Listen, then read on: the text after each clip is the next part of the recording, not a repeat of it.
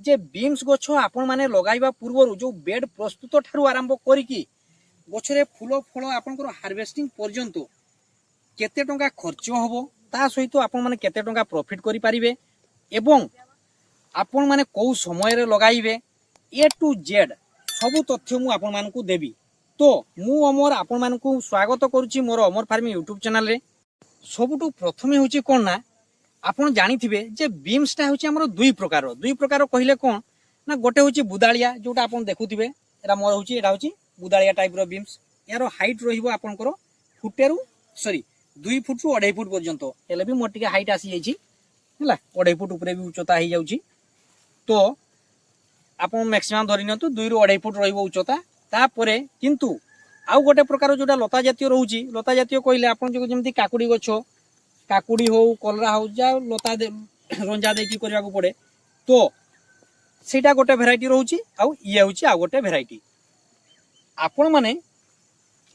तो को भेराइटी को को समय रे लगाइबे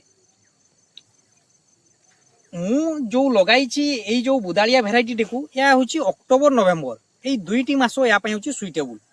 आपण माने एई मास रे लगाइले निहाती भावरे मार्केट रे आपण माने 60 रु 70 टका केजी रे मोपाणी देबे। मोर प्रिय चासी भाई माने आपण माने एई बीम्स को अक्टोबर नवेम्बर रे लगाइबे किंतु लता जातीय बीम्स को आपण माने वर्ष जाक लगाई पारिबे कारण से तो लता रे खुंट देकी ताकू रंजा देकी रखिबे से आपण जतेबेले हेले भी लगाई पारिबे। किंतु एई बीम्स पई सबटु सुइटेबल टाइम होची अक्टोबर नवेम्बर जहा फल रे आपनकर वर्षा आ आसीबार नाही मौसमी सरी जाई फेरी जाइथिबो एवं आपनकर मौसमी फेरी जीवो ता सहित पवन भी होबार नाही। जेमति देखि पारथे मोर गछ गुडी किपरि भाबरे देखा जाउची पूरा बाडीटा जाको केमति देखा जाउची बुझि पारले। तो आपण माने एई बीम्स को चाष करिया पई मु प्रथमे किपरि भाबरे क्षेत्र प्रस्तुत करथिली ताहा आपण मानकू कहूची। जेते बेले आपण माने क्षेत्रटी को प्रस्तुत करिवे सेते बेले आपण माने कोन करिवे बीम्स चाष पई आपनकर गोटे एकर बीम्स चाष पई आपनको गोटे बुरा डीएपी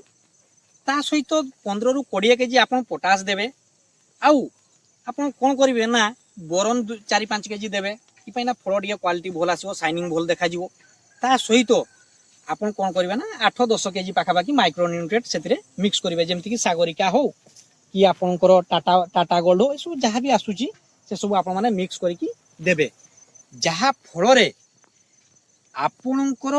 गछ गुडी को प्रथमे तो मूल सार देई देले देई सारिया परे आपण माने माळीटी को टेकिबे बा बेडटी प्रस्तुत करिवे।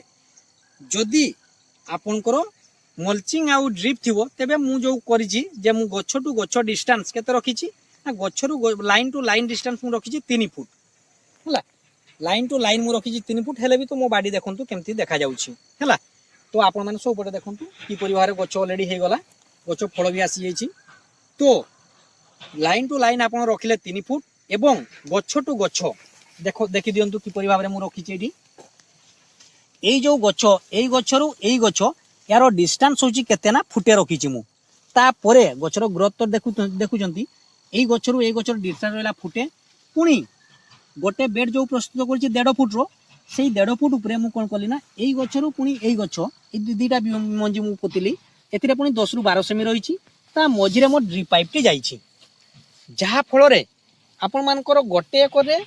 हाराहारी आपनकर 1.5 केजी बिहन लागिले आपनकर गोटे एकर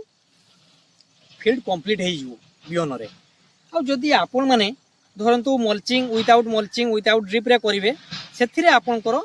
गछ भी टिके संख्या बेसी होबो ता सहित आपन गछ जेतु सेथिरे मु जो डिस्टेंस मेंटेन करछि आपण माने एमति न लगै कि ना एते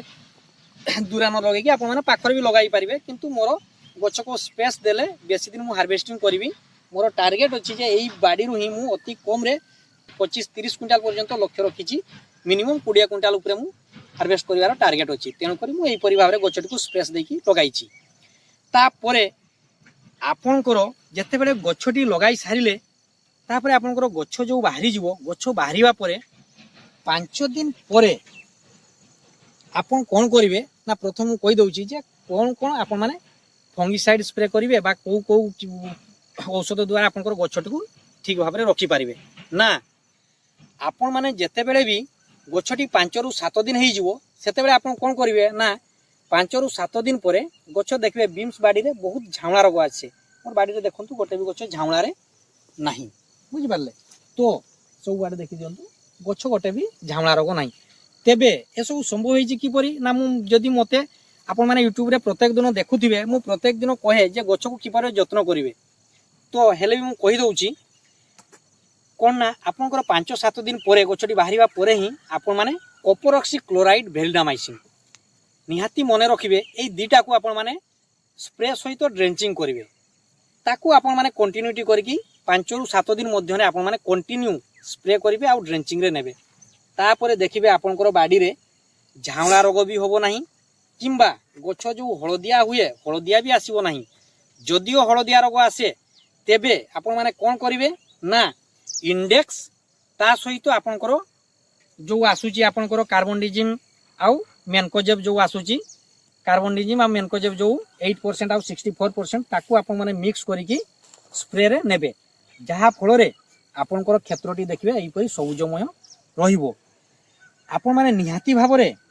एई जो कहली एई परी भाव रे आपण माने गछरे जो असुविधा हबो से सब आपण माने नियंत्रण करिवे ता परे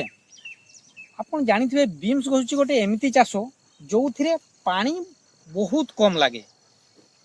तेणु करी आपण माने नियंत्रित भाव रे पानी देबे नियंत्रित भाव रे पानी देबे कहिले आपनकर गछरे जदी बेसी पानी दे देबे तबे गछरे बहुत समस्या देखा जिवो आपनकर गछ हळदिया हवा सहित गछ मरी जीवो ए सब बहुत रकम समस्या आसे तेणु करी आपण माने नियंत्रित पानी देबे आपण माने देखिबे जेते बेले आपनकर फ्लड इरिगेशन होउची सेते बेले आपण देखिबे चेष्टा करबे एई परी मोर परिका बेड करिकी ताऊ गोटे गोटे लाइन रे पानी देबे दिने आपण आउ जेते बेले पानी आवश्यक होबो से लाइन छाड़ी की नेक्स्ट लाइन रे पानी देबे एका बारे सब लाइन रे पानी देबे नाही किंतु मोर तो जेहेतु एतिरे नियंत्रित जलसेचन होउची ना तो मु देखि की जल दउची कहले मु से 5-7 दिन परे जल चलाउची कंटिन्यू भाव रे मु 5-7 दिन अंतर रे कोन करूची ना अध घंटे रु घंटे मु पानी दउची आ जेते बेले भी पानी दउची सेही पानी रे मु कोन करूची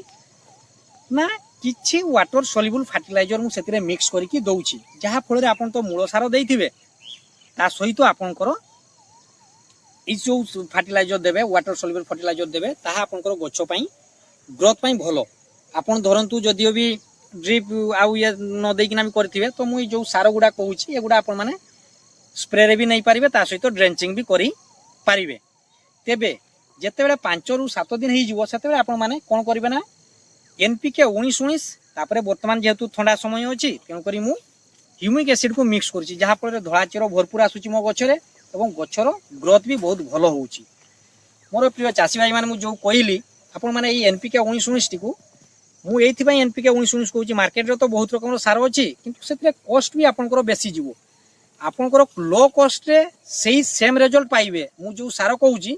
ई एनपीके 19-19 को आपन माने ड्रिप रे चलाइबे तापरे ठीक आपनकर जेते बेले 22 रु 25 दिन हेजिवो गछरे फूल आसीबा स्टेज हेजिवो सेते बेले आपन माने कोन करिवे ना 1261 को ड्रिप साहाय्य रे चलाइबे ड्रिप साहाय्य रे चलाइबा परे आपन कोन करिवे ठीक आपनकर 35-40 दिन हला बळकू गछरे फूल भी भरपूर आसी जइतु सेते बेले 05234 ई जो सार गुडा कहूची मु एगुडार कॉस्ट एते नाही एगुडा लो कॉस्ट रे आसुची लो कॉस्ट कहले आपनकर 05234 आ 1261 भी सेही 220 रु 250 टंका भितरे आसुची